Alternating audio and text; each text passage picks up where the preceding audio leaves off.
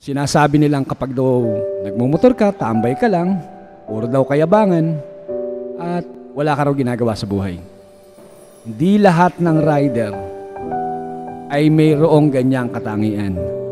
Alam nyo, nagpupunta kami sa mga lugar na ganito, tulad ng napapanood nyo sa video ngayon. Napakagandang lugar, maririnig mo yung huni ng ibon, malamig na, alam nyo, environment, napakasarap sa pakiramdam. Yung feeling mo ba, you feel free. Yung feeling mo, na-relax ka sa buong maghapon dahil sa araw-araw mong pagtatrabaho, kailangan mo rin naman mamahinga. Kailangan mong bigyan ng relaxation yung isip mo. Kaya pag merong mga ganitong pagkakataon, huwag mo nang palagpasin. I-grab mo na yan. Kailangan enjoyin mo. Dahil yung pagmumotor, hobby na namin yan, passion na namin yan. At yung aming motorsiklo, ayan ang tinatawag naming best friend. Ganyan kaming mga rider.